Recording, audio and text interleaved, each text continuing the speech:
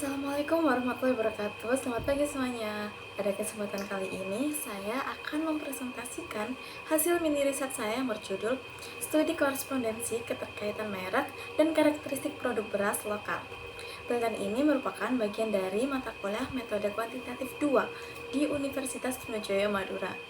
Perkenalkan, nama saya Enggar Pradita Putri Aradea, dan saya berharap melalui presentasi ini kita dapat memahami lebih dalam tentang hubungan antara merek beras dengan karakteristik produk yang mempengaruhi preferensi konsumen. Oke, kita langsung saja masuk ke materinya, di mana yang pertama kita akan membahas mengenai latar belakang. Nah, beras adalah bahan pangan pokok di Indonesia dan merupakan sumber utama karbohidrat yang sangat penting untuk kebutuhan gizi dan energi masyarakat. Di pasaran terdapat banyak merek beras seperti Rojo Lele, Pandan Wangi, beras Sipulen, dan cap ikan lele. Dengan begitu banyaknya pilihan, penting untuk memahami bagaimana karakteristik produk beras mempengaruhi keputusan konsumen dalam memilih produk. Nah, penelitian ini tuh berupaya mengidentifikasi hubungan antara merek beras dan karakteristik produk menggunakan metode analisis korespondensi. Selanjutnya kita akan membahas mengenai rumusan masalah dan tujuan dari mini riset ini. Nah, untuk rumusan masalah terdapat 3, yakni yang pertama, apa saja karakteristik produk beras yang dianggap penting oleh konsumen dalam memilih merek beras. Yang kedua, apakah terdapat perbedaan yang signifikan dalam preferensi merek beras berdasarkan karakteristik produk yang diinginkan oleh konsumen. Lalu yang terakhir ialah bagaimana hubungan antara merek beras Rojo Lele, Pandan Wangi, beras Sipulen, dan cap ikan lele dengan karakteristik produk yang dipersepsikan oleh konsumen.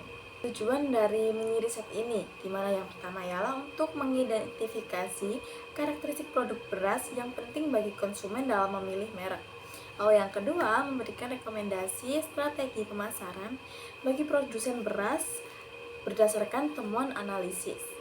Lalu yang ketiga ialah menganalisis hubungan antara merek beras Rojo Lele, Pandan Wangi, beras Sipulen, dan cap ikan lele dengan karakteristik produk.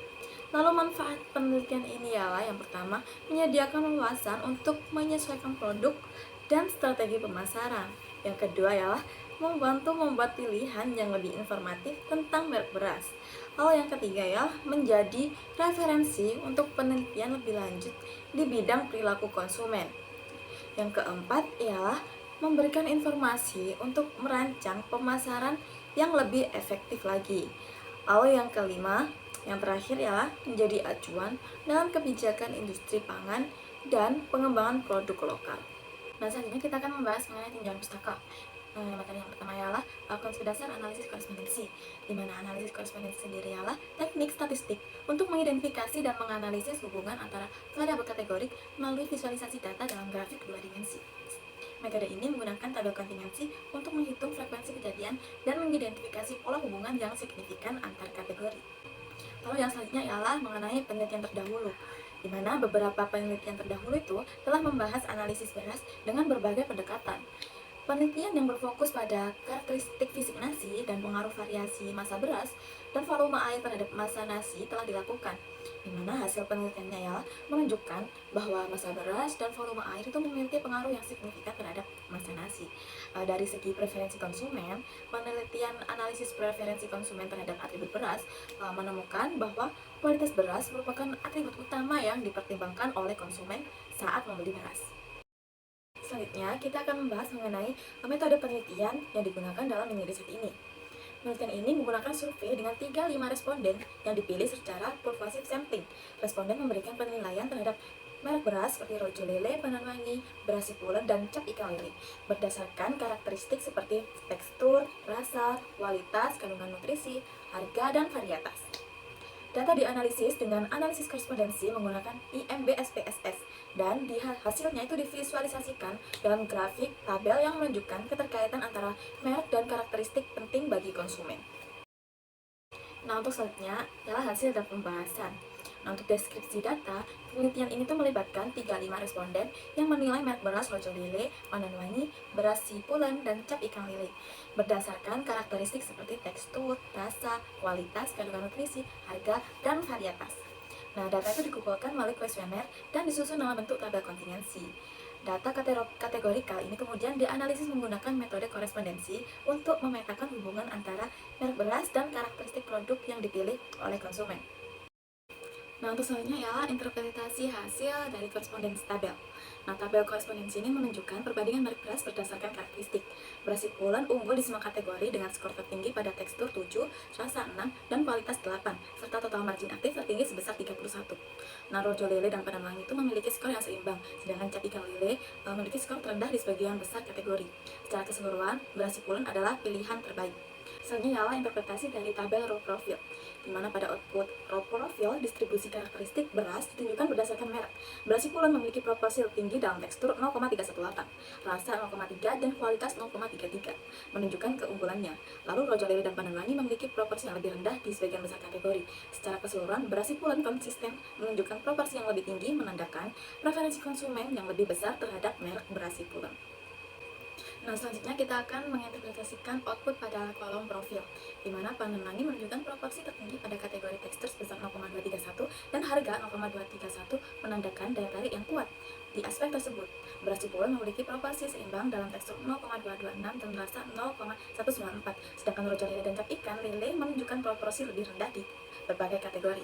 Dengan Cap Ikan Lele memiliki proporsi terendah dalam kandungan nutrisi 0,065, Pandan Wangi unggul di beberapa aspek, sementara beras Sipulan tetap kompetitif. Lalu interpretasi untuk tabel summary, di mana dimensi yang diambil adalah yang memiliki nilai account for lebih besar dari rata-rata atau angka 0,2. Dalam contoh ini nilai account for untuk dimensi 1 adalah 0,651. Selanjutnya ialah interpretasi hasil row and column point, di mana untuk tabel X diartikan sebagai preferensi fungsional produk.